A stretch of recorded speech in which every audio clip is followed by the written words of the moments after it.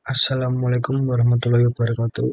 Perkenalkan, nama saya Aditya Zulha Sulistya Ramadan dengan NIM A11-2022-14481.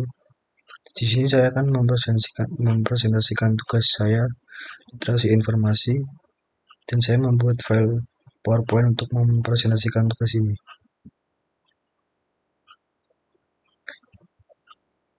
Oke, analisis komprehensif tentang fraud. Fenomena fraud telah menjadi isu krusial yang berdampak signifikan pada berbagai sektor. Penelitian ini bertujuan untuk memberikan pemahaman komprehensif mengenai fraud dari perspektif deskriptif, meliputi definisi, jenis-jenis faktor pendorong, dan dampaknya. Diharapkan jurnal ini dapat menjadi referensi bermanfaat bagi mahasiswa dan dosen. Sebelumnya, latar belakang dan rumusan masalah fraud. Di era globalisasi dan digitalisasi, potensi fraud terus meningkat, menjadi ancaman serius bagi integritas sistem keuangan dan operasional. Kerugian finansial akibat fraud dapat mencapai miliaran dolar setiap tahun, belum termasuk dampak non-finansial seperti rusaknya reputasi dan hilangnya kepercayaan publik. Studi ACFE menunjukkan organisasi global kehilangan sekitar 5% pendapatan akibat fraud. Pemahaman mendalam tentang fraud sangat esensial bagi mahasiswa sebagai calon profesional dan dosen dalam mendidik serta meneliti fenomena ini. Rumusan masalah. 1. Definisi dan karakteristik umum fraud. 2. Klasifikasi fraud berdasarkan jenisnya. 3. Faktor pendorong terjadinya fraud. 4. Dampak fraud pada individu, organisasi, dan perekonomian. 5. Strategi umum pencegahan dan deteksi fraud.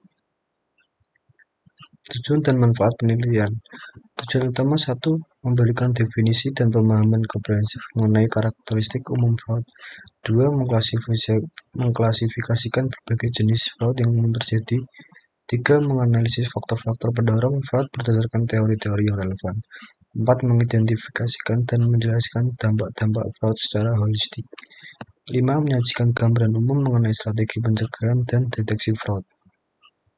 Manfaat. Jurnal ini diharapkan dapat memberikan fondasi pengetahuan yang kuat mengenai konsep dasar fraud, jenis-jenisnya, serta faktor pendorong dan dampaknya, sehingga meningkatkan kesadaran dan kemampuan deteksi dini.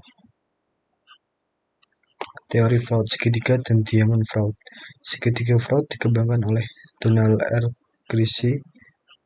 Teori ini menyatakan fraud terjadi ketika 3 elemen hadir bersamaan: tekanan motivasi mendesak, peluang atau kelemahan sistem kontrol, dan rasionalisasi atau pembenaran tindakan curang. Diamond fraud dikembangkan oleh Wolf dan Hermanson.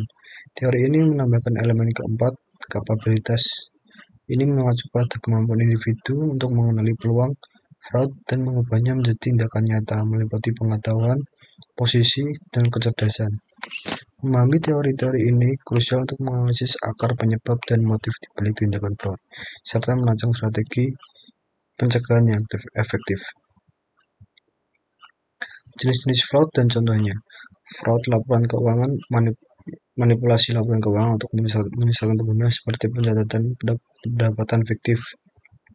Penyalahgunaan aset, karyawan mencuri atau menyalahgunakan aset perusahaan seperti penggelapan kas atau pencurian inventaris.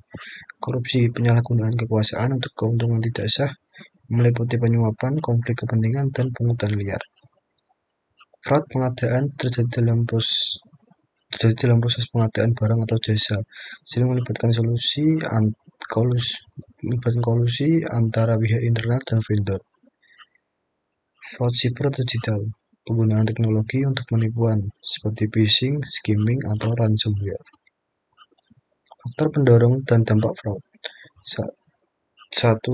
Faktor pendorong fraud. 1. Kontrol internal yang lemah. 2. Budaya organisasi yang buruk. 3. Tekanan eksternal. 4. Kelemahan pengawasan manajemen. 5. Insentif yang tidak tepat. Dampak fraud. 1. Kerugian finansial, mengurangi profitabilitas dan nilai perusahaan. 2. Kerusakan reputasi, menurunkan kepercayaan pemangku kepentingan. 3. Penurunan moral karyawan, demotivasi dan hilangnya kepercayaan. 4. Sanksi hukum dan denda, tuntutan hukum dan hukuman penjara, gangguan operasional, proses bisnis terhenti akibat investigasi. 6. Peningkatan biaya investigasi dan implementasi keamanan. Strategi pencegahan dan deteksi fraud. Pengendalian internal kuat, pemisah tugas, otorisasi jelas, rekonsiliasi independen, pengamanan fisik aset.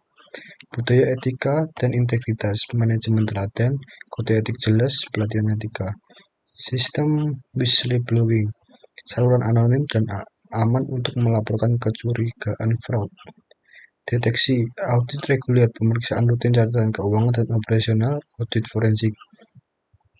Analisis data, identifikasi pola transaksi tidak biasa dan data tidak konsisten atau outlier. Pengawasan manajemen, pemantauan aktif transaksi, kinerja karyawan, dan laporan keuangan. Kesimpulan dan saran, fraud adalah tindakan penipuan disengaja dengan motif keuntungan pribadi yang merugikan pihak lain, didorong oleh tekanan peluang, rasionalisasi, dan kapabilitas.